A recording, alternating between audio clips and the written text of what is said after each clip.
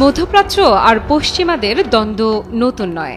বহু কাল ধরেই দেশ দুটোর রেষারেষির গল্পে উত্তপ্ত থাকে বিশ্ব রাজনীতির অঙ্গন। সম্প্রতি পারমাণবিক কার্যক্রম ইস্যুতে ইরান ও মার্কিন যুক্তরাষ্ট্রের নেতাদের পাল্টাপাল্টি আক্রমণাত্মক বাগবিতণ্ডায় পুরো বিশ্ব রুদ্ধশ্বাসে বসে আছে। যে কোনো দিন ভয়াবহ সংঘাতের সূচনা ঘটে যেতে পারে এমন বাস্তবতায় সমর বিশেষজ্ঞেরা কেবল ক্ষয়ক্ষতির হিসেব কষে শিউরে উঠছেন। আন্তর্জাতিক পারমাণবিক শক্তি সংস্থার মতে ইরান পর্যাপ্ত পারমাণবিক বোমার মজুদ হাতে নিয়ে আরেক পারমাণবিক শক্তিধর বিশ্বমোড়ল আমেরিকার সঙ্গে যদি সামরিক সংঘাতের পথে হাঁটে তাহলে পৃথিবীর ভবিষ্যৎ যে খুব আলোকিত নয় সেটা তো বলার অপেক্ষা রাখে না। তাই যুক্তরাষ্ট্রের প্রেসিডেন্ট যখন তেহরানের উদ্দেশ্যে আলোচনার আহ্বান জানিয়ে চিঠি লেখেন তখন রাজনৈতিক অঙ্গনে আশার সঞ্চার হয়। তবে এই প্রস্তাব কঠোরভাবে প্রত্যাখ্যান করেছে পারস্য উপসাগরীয় একরোখা রাষ্ট্র ইরান।